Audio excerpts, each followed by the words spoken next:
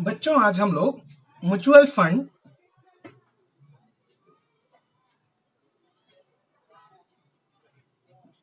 Fund क्या होता है, हम आपको इसके बारे में थोड़ी सी जानकारी बता देते हैं कि हमने लास्ट एक्सरसाइज में पढ़ा था शेयर्स क्या होते हैं। जो शेयर्स है, जब कोई कंपनी नहीं खुलती है तो उसके लिए कैपिटल की जरूरत होती है, और कैपिटल के लिए कंपनी के जो चलाने वाले होते हैं वो लोगों से उस कंपनी में पैसा लगाने के लिए कहते हैं, और वो पब्लिक उसमें पैसा लगाती है तो वो उसका शेयर्स देते हैं, जो कि हिंदी में उसको हिस्सेदारी बोलते हैं। वो हिस्सा देते हैं, और जब कंपनी को फायदा होता है तो आपने जितना पैसा लगाया हुआ है उसके हिसाब से आपको मुनाफे में वो आपको उनकी भी हिस्सेदारी कर दी जाती है जो शेयर्स को खरीदते हैं। तो इसमें क्या होता है, इस तरह से शेयर्स में कि कभी कभी शेयर्स के दाम गिरते हैं या फिर शेयर के दाम बढ़ते हैं, बढ़े तो फायदा, गिरे तो नुकसान हुआ। लेकिन म्यूचुअल फंड जो होता है, म्यूचुअल फंड में क्या होता है कि सेम चीज है, किसी भी कंपनी का पैसा बढ़ाने के लिए वो आपसे इन्वेस्ट कराते हैं, आपसे पैसे डलवाते हैं उस कंपनी में। लेकिन इसमें एक कंपनी में शेयर न खरीद करके कई कंपनियों के शेयर्स आप खरीदे जाते हैं कि अगर कोई कंपनी, मानो ये कंपनी ये नीचे चली गई तो ये दूसरी कंपनी हो सकता है ये ऊपर चली जाए, तीसरी कंपनी हो सकता है ऊपर चली जाए, चौथी कंपनी हो सकता है नीचे। तो कुल मिला के आपका जो रिस्क फैक्टर होता है उसको म्यूचुअल फंड में उतना नहीं होता है जितना कि शेयर्स में होता है, क्योंकि शेयर्स की कंपनी के शेयर्स डूबने पर या कंपनी के शेयर्स गिरने पर लोगों के पैसे डूब जाते हैं। तो इस तरह से म्यूचुअल फंड में इन्वेस्ट करना लॉन्ग टर्म के लिए काफी फायदेमंद होता है, क्योंकि म्यूचुअल फंड सिर्फ एक कंपनी में ना इन्वेस्ट करके कई कंपनियों में इन्वेस्ट करता है। अब क्या होता है कि म्यूचुअल फंड में एक आता है एसआईपी, सिप। तो एसआईपी क्या होता है, सिस्टमैटिक इन्वेस्टमेंट प्लान। जो सिस्टमैटिक इन्वेस्टमेंट प्लान होता है उसमें क्या होता है, सिस्टमैटिक इन्वेस्टमेंट प्लान में कि आप एक निश्चित रकम, एक निश्चित राशि हर महीने या हर 3 महीने, हर महीने में या हर 3 महीने में आप इन्वेस्ट करते रहते हैं। मींस आपकी पेमेंट से भी ये चीजें कटती रहती हैं, हर महीने थोड़े थोड़े थोड़े थोड़े पैसे कटते रहते हैं, तो आपके ऊपर बहुत ज्यादा बोझ नहीं पड़ता है। तो आप इसको 500 रुपए, 1000 रुपए या छोटी रकम से भी इन सिप को आप स्टार्ट कर सकते हो। जो सिप होती है उसमें छोटी अमाउंट भी आप यूज कर सकते हो। तो म्यूचुअल फंड के जो फायदे होते हैं वो क्या होता है कि जो अनुभवी होते हैं और तज्ञ होते हैं, ऐसे फंड मैनेजमेंट आपके पैसे को वो किसी भी चीज में विनिवेश करते हैं। और यहाँ पे जो आपके फंड है उनको अलग अलग कंपनियों में लगाए जाते हैं। तरलता होती है कि आवश्यकता अनुसार आप इसको जब चाहे तब आप इसको बेच सकते हैं, खरीद सकते हैं। तो इस तरह से शेयर्स के मुकाबले में इसमें फायदा अगर कम हो तो भी ठीक है, लेकिन इसमें रिस्क फैक्टर बहुत ही कम होते हैं। तो ये तो रहा म्यूचुअल फंड। अब हम लोग आते हैं प्रैक्टिस सेट 4.4।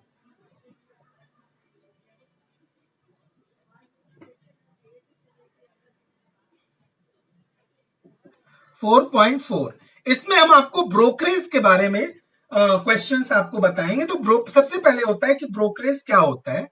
ब्रोकरेज को हिंदी में कहते हैं दलाली। कि जैसे आपने मकान आप खरीदने जाते हैं किसी थर्ड पार्टी के माध्यम से, तो वो थर्ड पार्टी क्या करती है कि भाई आपको मकान दिखाती है, और जब मकान का सौदा हो जाता है तो आपसे भी वो कुछ परसेंट वो अपने मकान के कार्य को, बिजनेस को ये कंप्लीट कराने के लिए वो थोड़े पैसे बेचने वाले से भी लेती है और थोड़े पैसे खरीदने वाले से लेती है। तो जो ये शेयर्स है, शेयर्स भी आप डायरेक्ट नहीं ले सकते। शेयर्स के लिए भी आपको किसी भी शेयर ट्रेडिंग कंपनी के माध्यम से जाना होता है, और वो शेयर ट्रेडिंग कंपनी जब भी आप पैसे को इन्वेस्ट करते हैं तो उसमें से अपने खर्चे के लिए कुछ ब्रोकरेज लेती है। वो नॉमिनल ही होता है, लेकिन ये जो दलाली है वो कंपनी आपसे चार्ज करती है, चाहे आप शेयर्स को बेचें और चाहे शेयर्स को खरीदें। तो ब्रोकरेज का यहाँ पे फंडा है। प्रैक्टिस सेट 4.4 में हम लोग पहले क्वेश्चन पे आते हैं कि market value of a share is ₹200। So MB क्या है, ₹200 है। फिर ब्रोकरेज रेट इज 0.3%, तो ब्रोकरेज कितना है, ब्रोकरेज रेट है वो 0.3%। तो आप टोटल ब्रोकरेज आपको कितना मिलेगा, so brokerage on purchase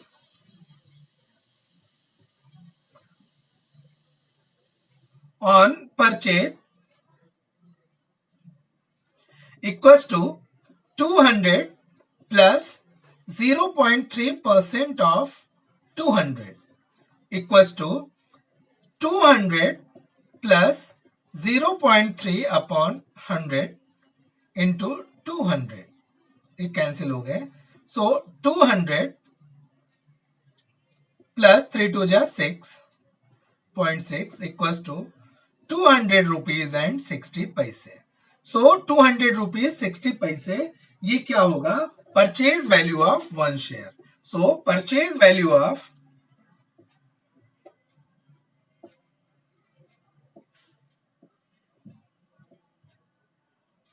share equals to rupees 200.60। तो एक शेयर की परचेज वैल्यू 200 रुपए 60 पैसे की होगी। अब हम लोग देखते हैं सेकंड क्वेश्चन कि a share is sold for market value rupees 1000, brokerage is paid at the rate of 0.1%। So MB जो ब्रोकरेज ली जाती है वो हमेशा मार्केट वैल्यू पे ली जाती है। सो एमवी कितना है इसका, रुपीज 1000, रुपीज 1000। ब्रोकरेज रेट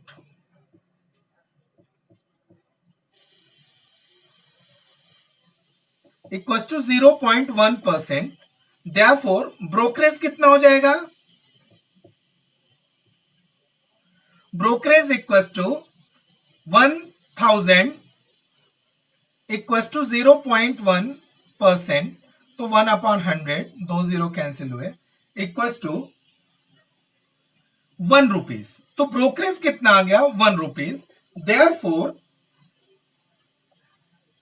जो शेयर बेचने के बाद जो रिसीवर्स को कितने अमाउंट मिलेंगे, तो he will receive the amount received after selling the shares equals to amount received after selling the share equals to 1000 में शेयर की कॉस्ट थी, 1 रुपए उसको ब्रोकरेज देना पड़ा, तो कितना आ गया, रुपीज 999। उसने उसको जो मिलेगा एक शेयर बेचने पर 1 रुपए ब्रोकरेज देने के बाद 999 रुपए उसे इन हैंड मिलेगा। So this one is called brokerage. अगला क्वेश्चन है fourth one, Shrimati Desai sold shares of face value rupees 100 when the market value was rupees 50 and receive 4,988 rupees 20 paise. She paid brokerage rupees 2% and GST on brokerage 18%. How many shares did he sell? तो मैंने आपको बताया कि जो brokerage लगता है वो किस पे लगता है, मार्केट वैल्यू पे। हमें फेस वैल्यू से कुछ लेना देना नहीं। तो मार्केट वैल्यू कितनी है इसकी, rupees 50। Market value is rupees 50 and rate of brokerage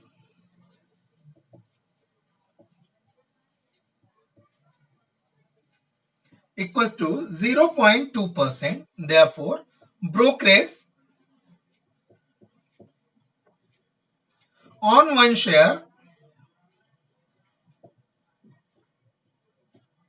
equals to 0.2% of rupees 50 equals to 0.2 upon 100 into 50, एक 0 कैंसिल हुए, 5 2 are 10 upon 10 equals to rupees 1।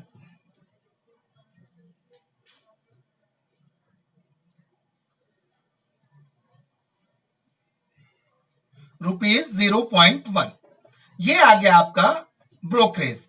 Rupees 0.1 means 10 पैसे वो शायद पर शेयर पे उसको ब्रोकरेज होगा। ठीक है, तो 0.1 रुपीज उसको ब्रोकरेज देना पड़ गया। अभी इस ब्रोकरेज पे 18% जीएसटी, तो GST on brokerage equals to 18% of rupees 0.1 equals to 18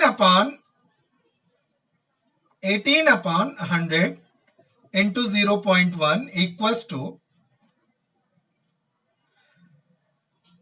0.18 into 0.1 equals to 0.018 rupees. ये क्या आ गया, हमारा ब्रोकरेज आ गया। Therefore cost of one share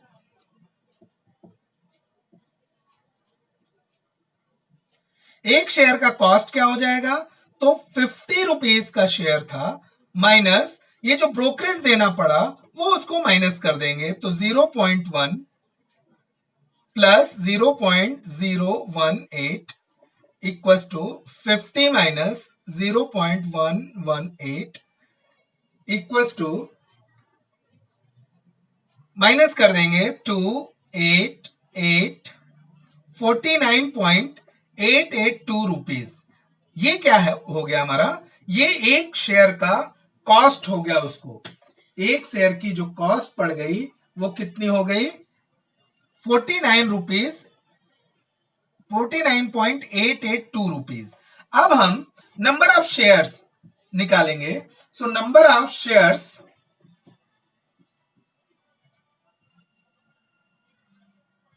equals to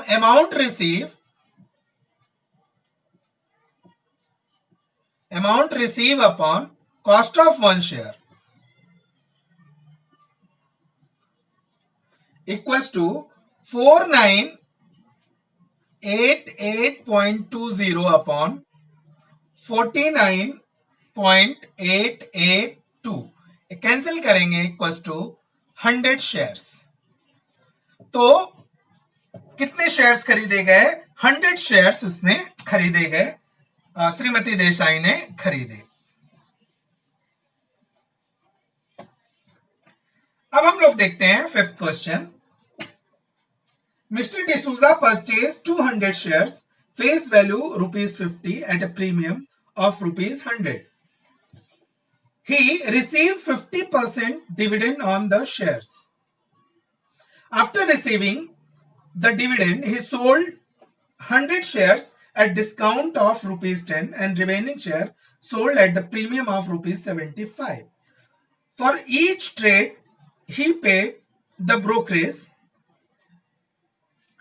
of ₹220. Find whether Mr. D'Souza gained or incurred a loss. How much loss या gain, कितना उसको loss या gain हुआ। सो नंबर ऑफ शेयर्स कितने हैं, इक्वल्स टू 200। फेस वैल्यू है ₹50, premium है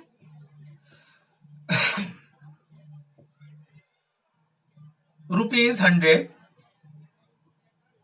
therefore market value क्या हो जाएगी, MV equals to 100 plus 50 equals to ₹150। Therefore cost of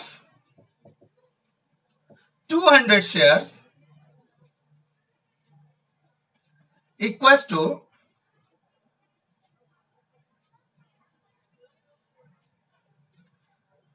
150 into 200 equals to 30,000 rupees. So 30,000 rupees के शेयर्स उसने खरीदे थे। ये अब इसको हम एक साइड में रख देते हैं। फिर dividend,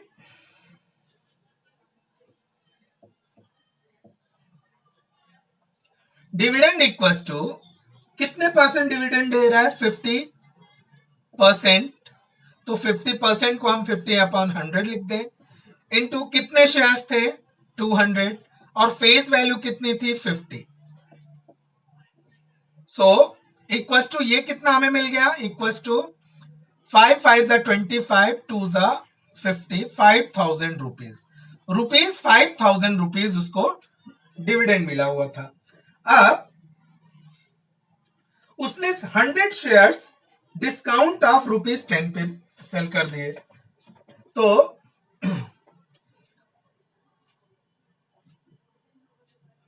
selling price first 100 share equals to 100 minus, ये डिस्काउंट पे था तो 10 रुपीज के डिस्काउंट पे था, 100 माइनस डिस्काउंट पे था ये 10 रुपीज, तो ये जो कॉस्ट थी वो 50 रुपीज कॉस्ट है उसकी, और उसमें से 10 रुपीज माइनस कर देंगे।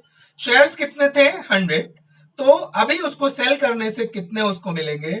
तो 40 इंटू 100 इक्वल्स टू ₹4,000। तो पहले 100 शेयर्स बेच के उसको 4,000 रुपीज मिले, और एसपी ऑफ नेक्स्ट 100 शेयर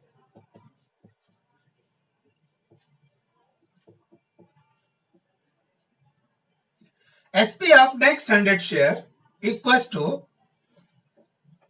कितना हुआ? उसकी जो कॉस्ट थी उसको 75 रुपीज प्रीमियम पे बेचा था, तो 50 प्लस 75 ये प्रीमियम हो गया। कितने शेयर्स थे? 100 शेयर्स। तो 75 plus 50 equals to 125 into 100 equals to 12500। तो ₹12,500 के वो दूसरे शेयर्स बेचे थे। Therefore, amount he received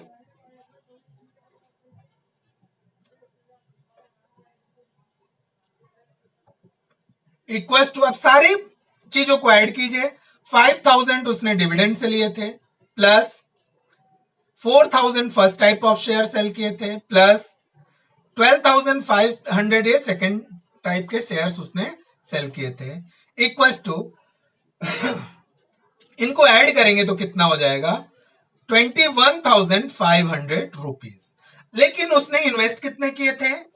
30,000। उसको गेन कितने हुए? 21,000। तो उसको क्या हुआ? लॉस हुआ। So loss equals to 30,000 minus 21,500, तो 8,500 का उसको क्या हुआ? डायरेक्ट लॉस हुआ। 8,500 का डायरेक्ट लॉस हुआ। लेकिन इसमें सारे स्टेप पे उसको 20 रुपीज ब्रोकरेज देने पड़े। तो यहां पे 20 रुपीज ब्रोकरेज दिया, यहां पे 20 रुपीज ब्रोकरेज दिया, और यहां पे 20 रुपीज ब्रोकरेज दिया। 20 20 20। सो ग्रॉस लॉस उसका क्या हो जाएगा?